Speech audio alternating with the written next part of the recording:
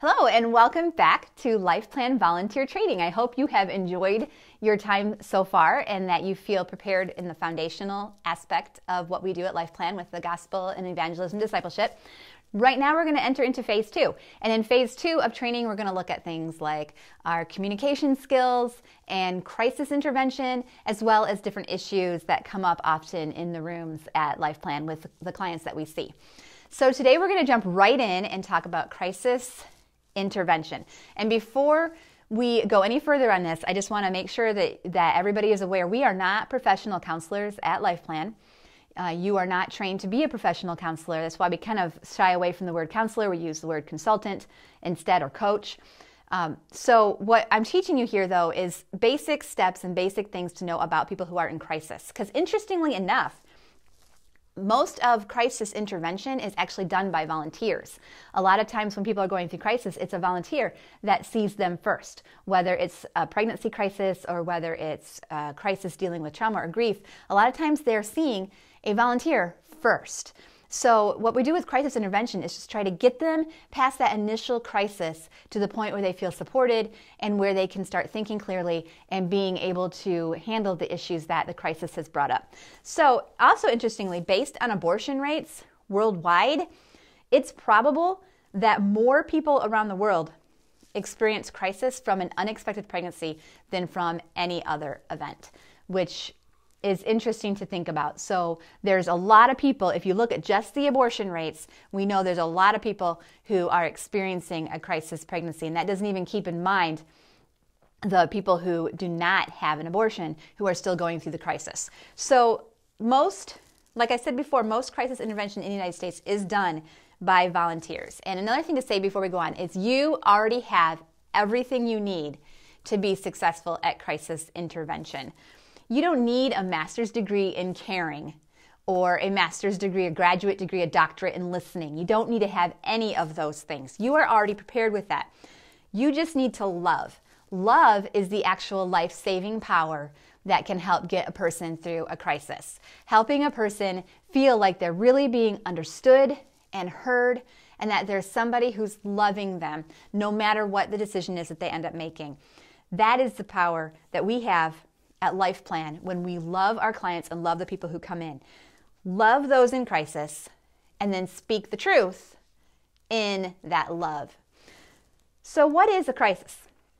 I have a definition of what a crisis actually is, and then we'll talk about some of the important points to know about a crisis. So when somebody's in a crisis, and a lot of times you can say, oh, we're in a crisis, there's a crisis going on, there's something that makes me feel like I'm in a crisis. But to actually be considered a crisis, it has to meet this criteria. First of all, it is the emotional upheaval people experience following an acute, precipitating event that is not alleviated by customary coping resources. Now, I know that sounds like a very detailed description of what a crisis is. It's got some crazy big words in there also. We're going to break it down a little bit. A state of crisis, first of all, let's just look at that. The emotional upheaval people experience. So something happens and emotionally it messes their world up. So now they're going through this, they're not sure how they're feeling. They might feel confused, they might feel depressed, they might feel anger. All of these feelings that come as a result of an activity. There's a precipitating event, something that happens, and then it causes their emotions just to go all over the place, to have that emotional upheaval like the definition said. And it's not something that their typical coping resources can help. So think for a minute, how do you cope? How do you cope when something happens that bothers you, okay? When you get upset at something, or when maybe you lose a job, or you have someone close to you who is sick or in the hospital or who dies. How do you cope with that? Most of us have coping skills that will help us deal with some of those things. But when a person experiences a crisis, their normal coping skills don't work. So if their normal coping skills is to try to block it out, to go on Facebook or social media or watch TV so you're not thinking about it, that's not going to help in a crisis. They can't block it out. Their normal coping skills, whether they're good coping skills or bad coping skills, don't work. So they're emotionally upset because something has happened, some event has happened, and they're not able to cope the way they normally cope. State of crisis is characterized by these things. First of all, one, symptoms of stress. So you all know what it's like to be stressed out. A person who is in crisis has symptoms of stress. They are very stressed. An attitude of panic or defeat. They are totally scared, panicking about everything, or they feel totally defeated, like nothing, there's no way out. There's nothing I can do. Those are things that are involved in a person with crisis, a person in crisis. Also, a focus on relief. I have to have a solution right now. I have to have relief. I have to get out of this right now. So they're focused so much on what will bring them relief, which is why a lot of times a person in crisis will go to something that might not be the healthiest solution or the best solution just because it's what seems to provide the immediate relief, okay? In a case of abortion, you can see how that would happen, right? A person's in crisis because they're pregnant, they weren't expecting this, their normal coping mechanisms aren't going to help, they're under stress, and they just want relief. And so for them, the quickest solution is to bring them relief is to have the abortion. So you can see how all of these things kind of come to play in a crisis. Also, another one is a time of lowered efficiency. So a person who's under crisis, they're not able to do a lot of other things. Like maybe they can't really function well at work. They're not getting stuff done around the house. They're just not able to do it. They need help with that. They have lowered efficiency and a limited duration. So it's actually a maximum of 6 weeks. A person cannot survive in the crisis setting for longer than 6 weeks. So it's the crisis is that initial first 6 weeks. And again, if you think about that in a pregnancy, a lot of times, those are the times, they just find out that you're pregnant, and then you've got, just that 6 weeks, they're in that crisis and they're looking for relief and trying to find that way out. And that's why, again, mentioned earlier, why abortion can seem to be an answer for them. So this is what is going on with a person when a person is in crisis. Now at LifePlan, we see people who are in crisis a lot, who come in and they're in crisis because of a crisis pregnancy, because they're pregnant and they weren't expecting it, or other situations that's making it difficult for them to be able to parent well. So they come in. Not everybody comes to LifePlan as a result of a crisis, but sometimes they do. And when they do come in as a result of a crisis, it's important for us to recognize these people are living in crisis mode. How can we help them get out of this crisis? How can we support them? Right now, I want to show you guys a video of a person who came in a crisis moment. And as you're watching this video, I want you to see if you can figure out what was the crisis that she was going through and how is that crisis resolved or calmed, or how did LifePlan help with that crisis? So take a look at a video of one of our fabulous clients, Brianna. I am Brianna Britton. I am from Niles, Michigan, but I'm originally from Mishawaka, Indiana.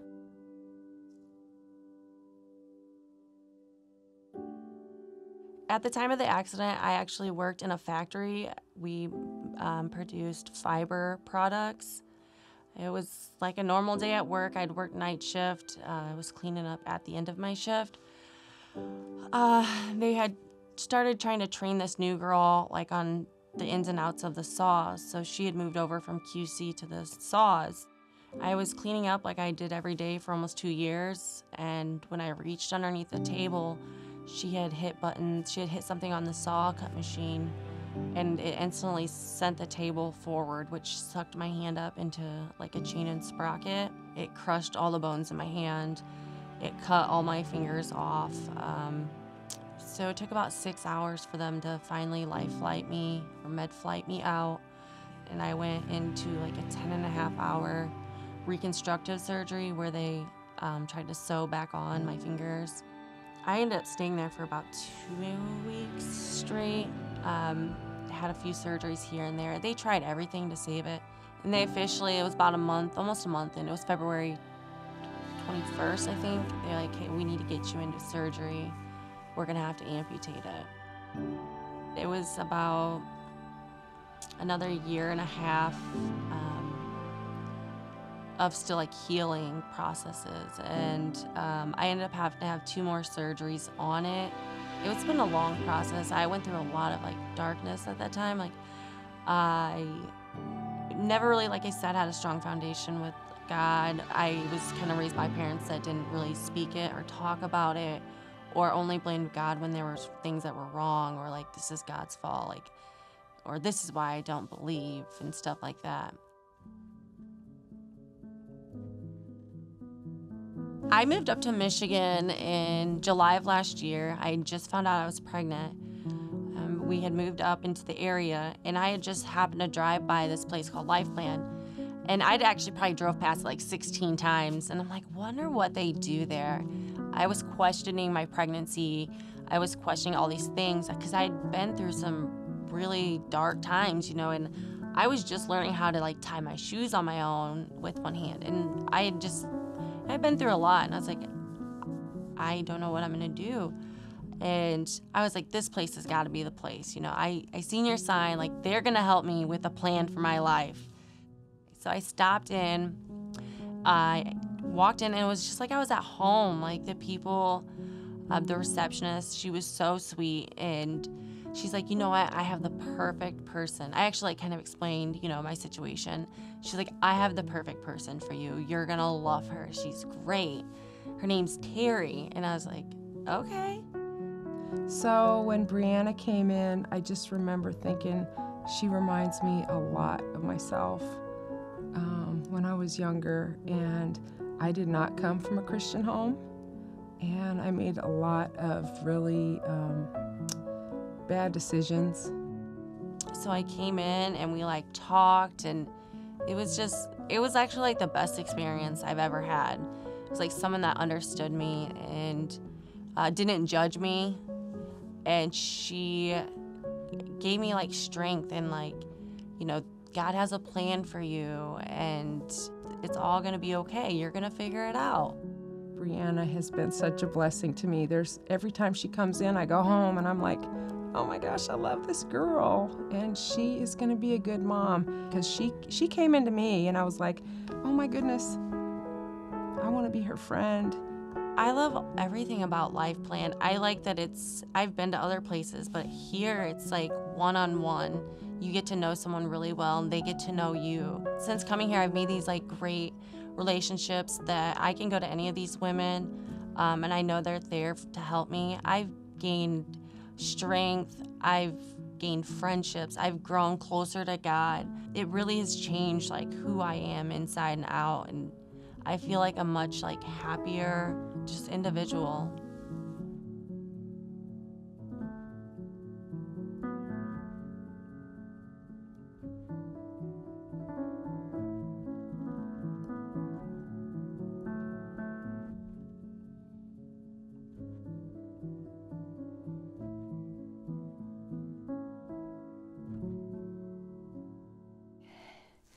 What did you think about that? Brianna's video is amazing. Her story is amazing. We just love her. She came to us, you know, she was in a crisis moment. She had already gone through an amazing crisis with the accident that she had at work, and then she was pregnant and not sure what she was gonna do. And we were able to walk alongside of her and form a relationship and help her to deal with that crisis, help her to move beyond that, so that it was no longer a crisis, but really a defining moment in her life. So I love that. And those are the kind of stories that we just love to hear about and love to be part of at LifePlan. So let's take a look at what are some characteristics of women who are in crisis, in a pregnancy crisis, okay? First of all, there's some characteristics here we're going to look at. Number one, she is fearful. She might not act like she's fearful or she's afraid, but she is. All of her options bring fear. Even if she's already made up her mind that she's going to have an abortion, there's still probably a portion of herself that's afraid of that decision. She's afraid if she decides to choose adoption. She's afraid if she decides to parent. She is fearful in that situation. She's under pressure, both internal pressure and external pressure. So there might be pressure on her from other people in her life pressuring her to make a decision to abort or to make a decision to do something different than what she thinks she wants to do, what she thinks is best. She could have pressure from parents. She could have pressure from a boyfriend. She could have pressure from other friends or family members, from the culture around her, from people at work. Or the pressure, like I said, could be internal pressure, where she feels like she has to meet this certain goal of her life, or there's something she has to do and she's not living up to it here, and she's putting that pressure on herself internally as well. And also a pressure between what she believes to be right and what she believes to be the answer to her problem, to her dilemma, to her crisis at that moment. So she's under a lot of pressure. Now, her crisis also affects those around her.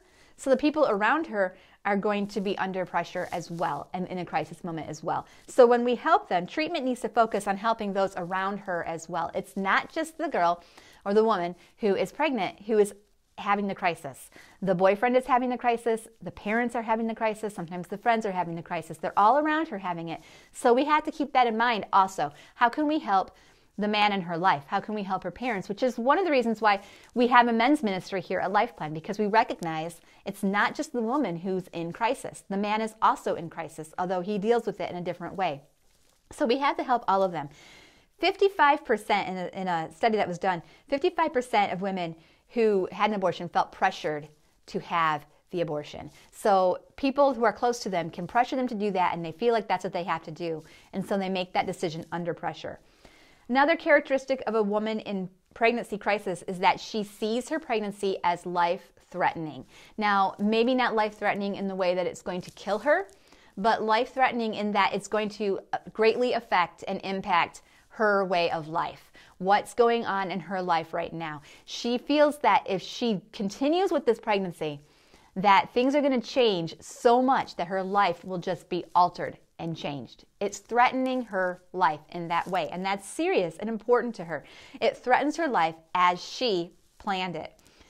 It does represent, an interesting quote coming, by the way, from this book, Pregnancy Crisis Intervention by John Ensor, says it does represent the end of one's life as currently planned and experienced day by day. It remains a crisis until such time that people accept the new norm and adjust.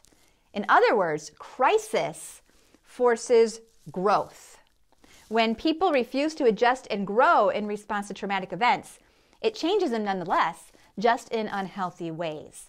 So to her, abortion is a life-saving option. And if you caught that from that quote, I love this, because when a person's in crisis, they're faced with a decision. Either they're going to continue living in that crisis, they're going to find something quick to relieve that crisis, or they're going to grow through that crisis. And that is what we're trying to do at LifePlan. We're trying to help them grow and adapt and adjust to the new situation in their life.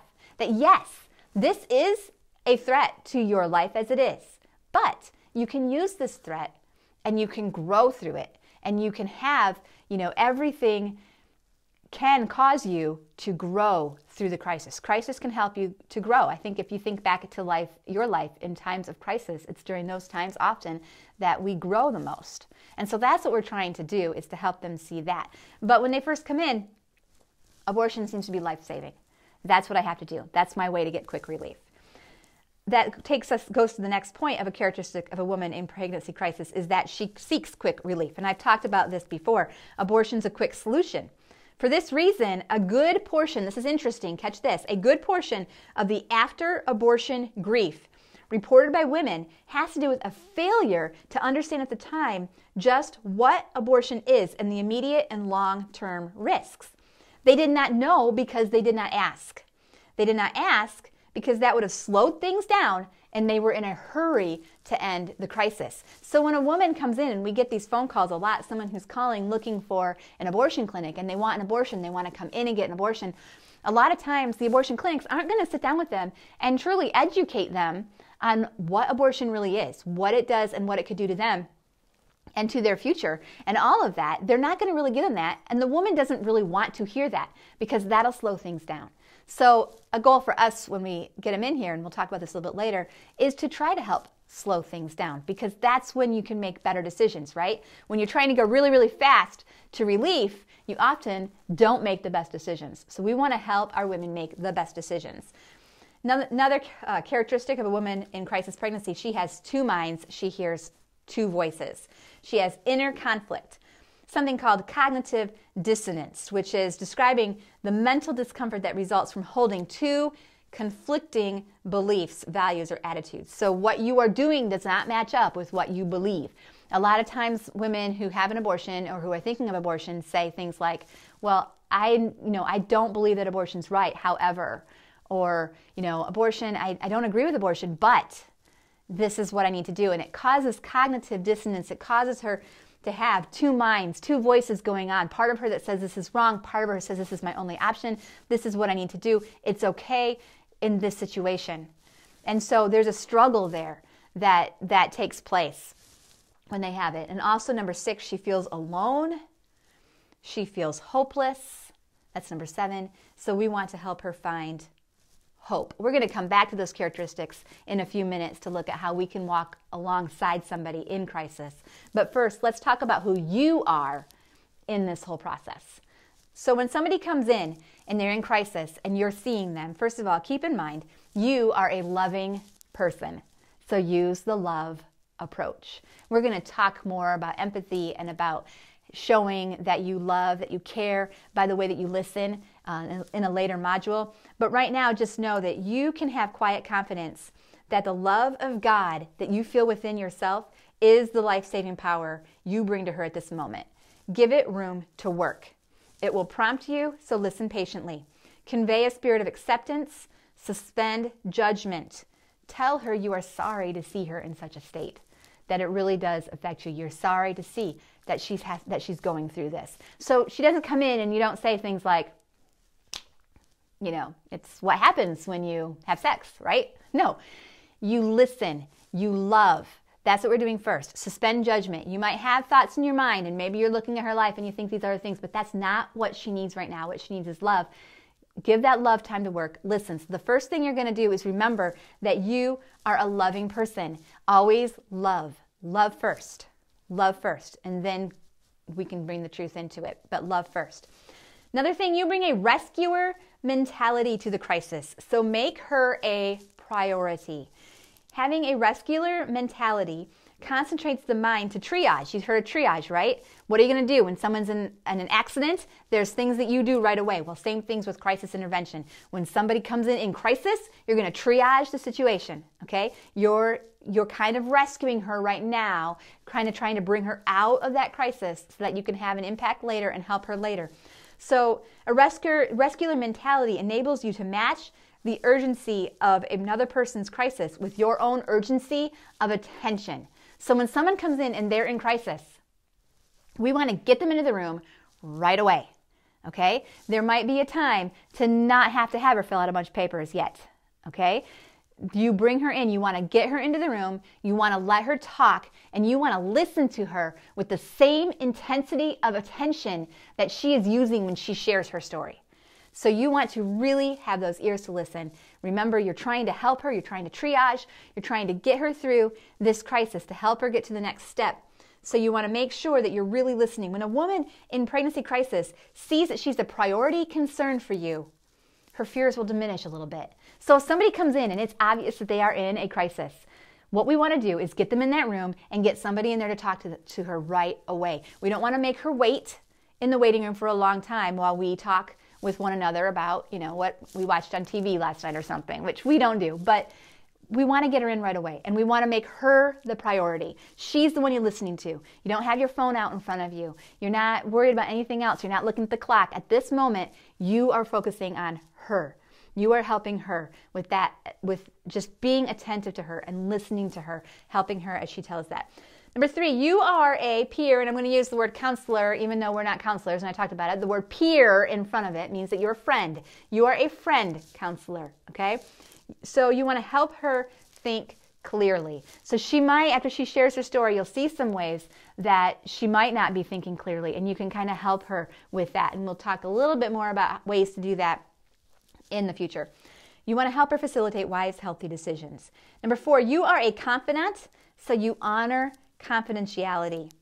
Share only with the staff member or the shift leader. Don't write anything in her chart. We talked about all this, or we're going to be talking about all this in more detail when we talk about confidentiality. But just so you know right now, you don't want to write anything in her chart that you wouldn't want her to see or that you wouldn't want read in open court. So if you're doing her chart after you see her in a crisis pregnancy, you do not want to write something like, client came in and she was extremely upset. She does not know what she's going to do. She looks like she's in crisis, and I don't know if anything's going to be okay. I don't know what the answer is for this. You don't want to write stuff like this, okay? You want to keep it simple, succinct, avoid putting any judgment, any of your own opinions in it. You just want to make sure that you're honoring her and by being confidential, holding her in confidentiality. And same thing when you leave the room. You're not going to go home. You're not going to say to your family, let me tell you about the person that came in today and share her story. It's her story. She's trusting you with it. So you need to keep that confidence. You are a neighbor, so you bring practical help. And that's where our services at LifePlan comes in. It is practical help. A good neighbor is one who helps in direct and practical ways when their neighbor is in a fix. Okay, if you think about it, I had this just happen recently. My parents went through a crisis and are going through a crisis. And as part of that, their neighbors showed up. One neighbor mowed the lawn. One neighbor brought them dinner. Okay, they're doing practical help. And that's what we do at LifePlan. We offer practical help. We're neighbors. So that's why we have the boutique. That's why we have the Life Matters program. Those are all things that we can help to help them get through, to help them get to their next step. Okay, so before she leaves, you need to make sure you have the next step clarified.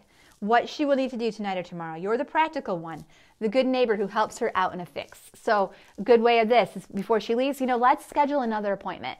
Let's get you in for an ultrasound. Let's have you talk to somebody on the Life Matters side.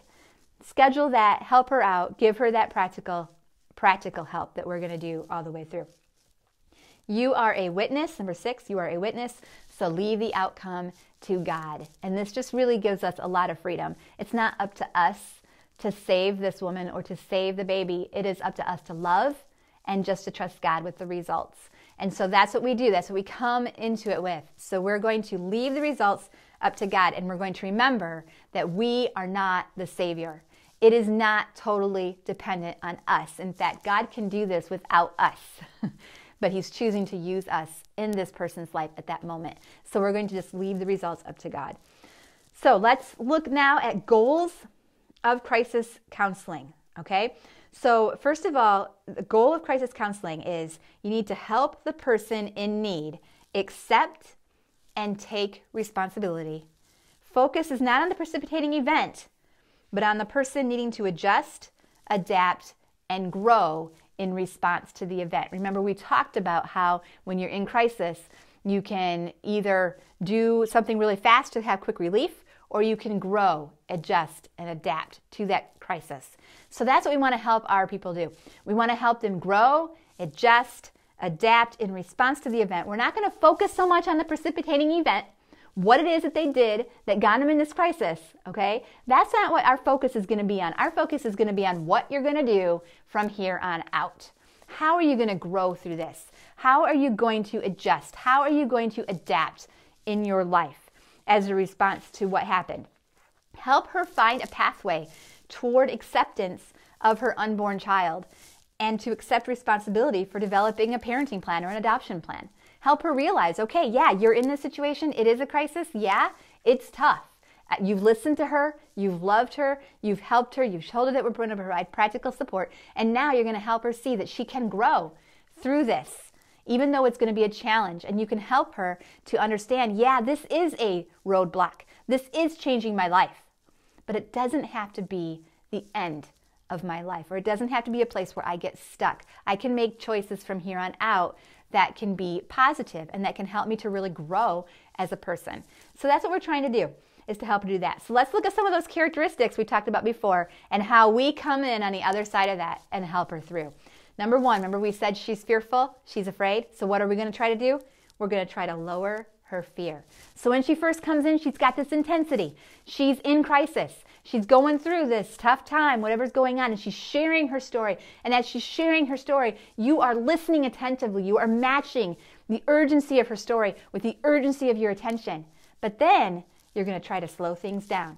So when you speak back to her, you're going to speak calmly and reassuringly. You can get through this. You're stronger than you know.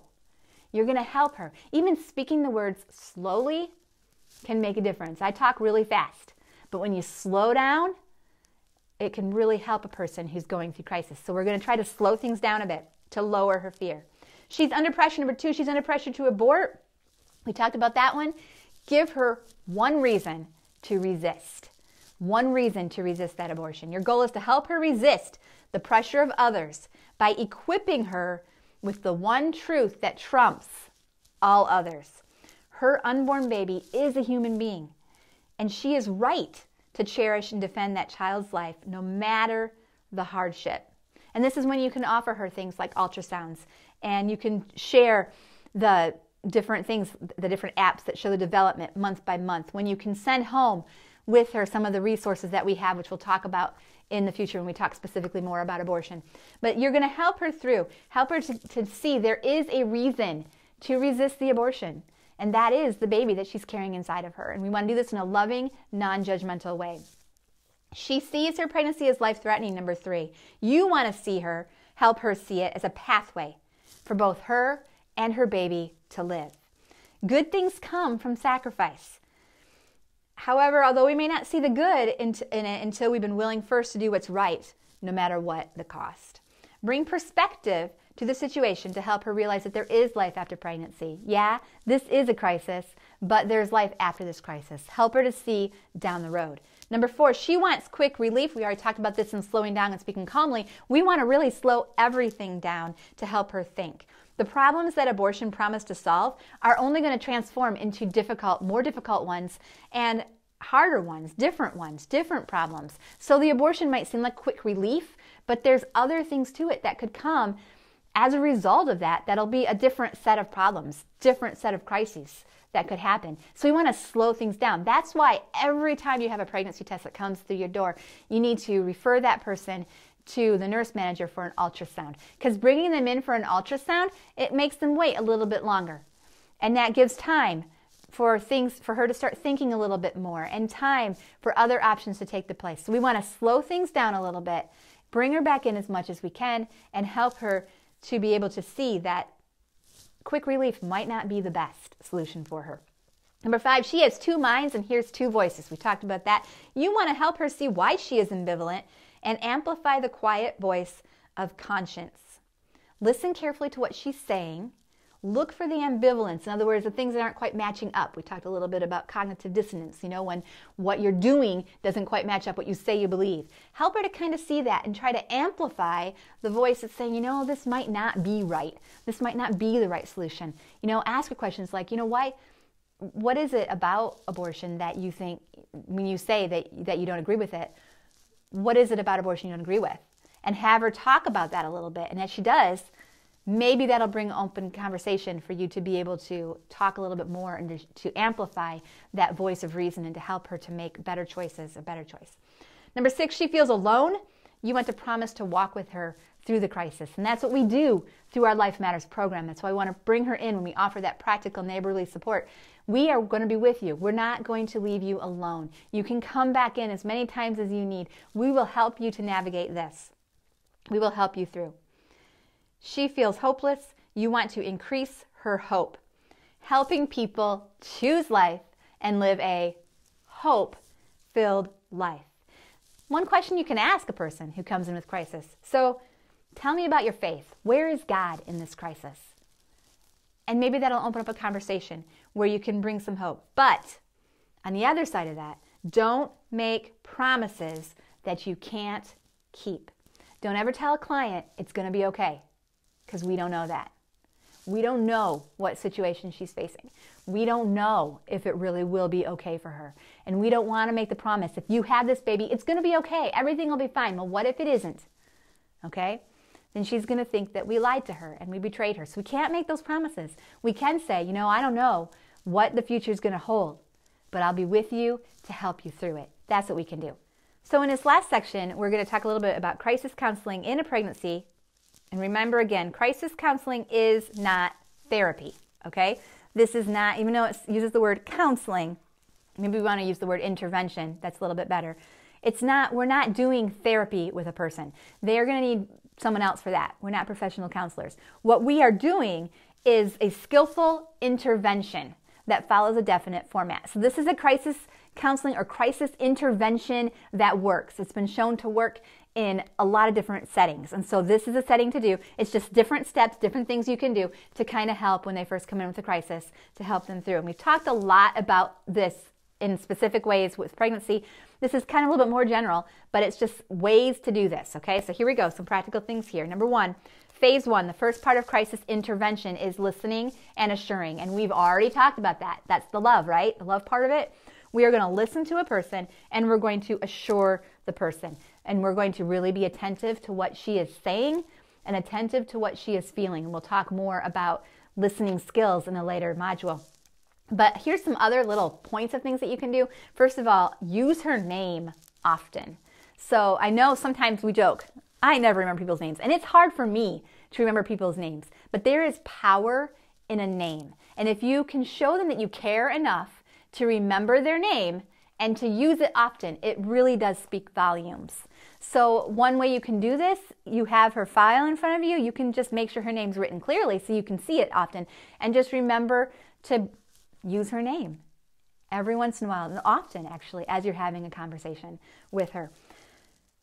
Listen to her emotions when you're doing the intake form and connect with her. We're going to have a module on forms later, and you're going to have the intake form and learn how to do that and how to use that. But don't be tied down to the intake form so much so that if she's sharing her story and you see ways that you can listen and assure her that you don't do that, make sure that you stop and do that. You don't have to always go down to the next question right away. Really take the time to listen to her and help her. That's the first step. That's not a hard step, right? It's just listening, really listening to a person. That's the first step of crisis intervention. And if you do that, you've got a really good start on how to help a person through crisis. Number 2, we talked about this a little bit already too. Identify and amplify her values. Help the woman in pregnancy distress identify and amplify her own values. You said nothing about what you believe or value. You're exploring her heart.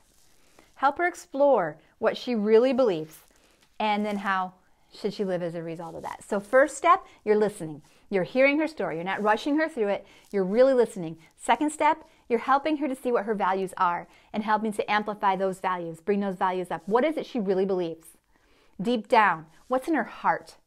What does she really think about this? Okay, getting to that point. Phase 3, confirm and inform her options. So in other words, this is the educational piece. Educate her about abortion procedures and health risks.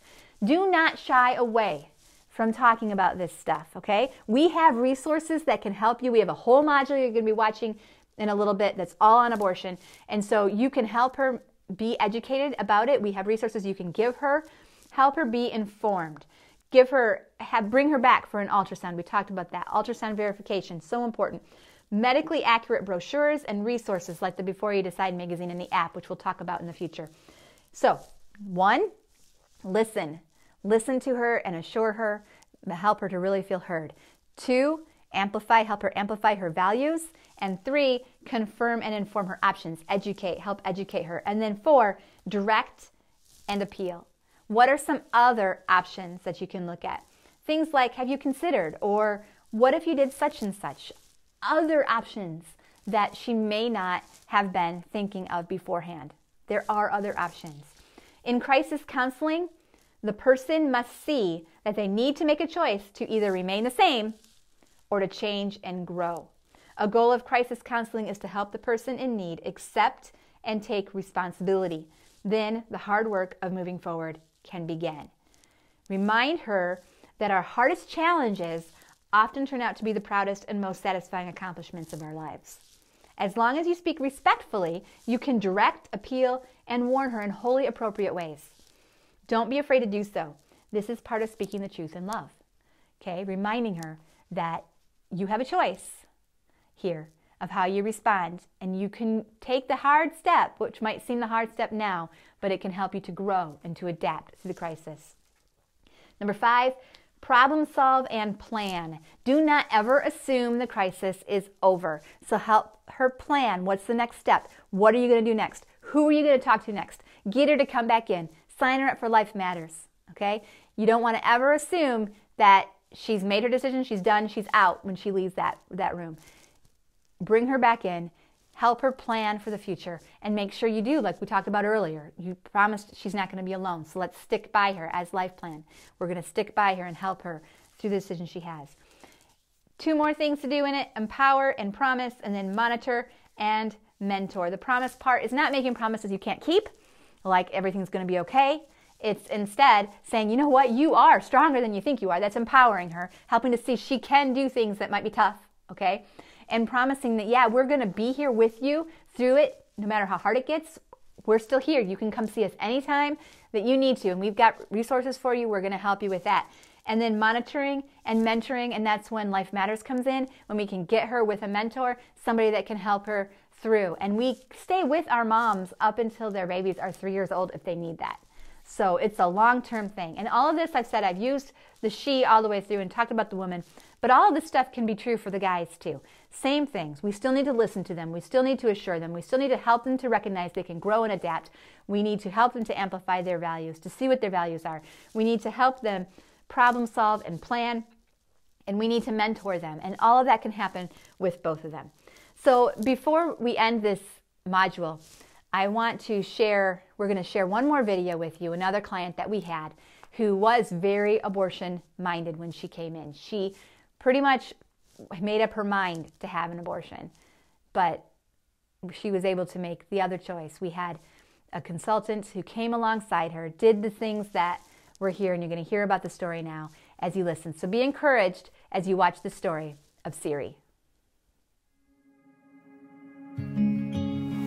My name is Siri. I have 4 boys, and we come from far away from Madagascar. Last year, we found that I was pregnant. We were very scared because we just not ready to have another baby. My husband and I, we were studying, and I have to study for my status for I can stay here in US. And our life was very challenging with 3 kids at home, me studying, my husband studying, and it's just too hard for us. Our option is to choose abortion. When this idea of abortion came into our mind, I decided to Google something about abortion, and I found something, and it turns out that it was not about abortion, it was about adoption. But this link referred me to LifePlan. I was not ready for the abortion, but it seemed that it was the only way, and I was crying there. But the thing that I remember is that when I entered this center, I was feeling some kind of peace and confidence, and it was the first time we told this the thing about my pregnancy to someone else.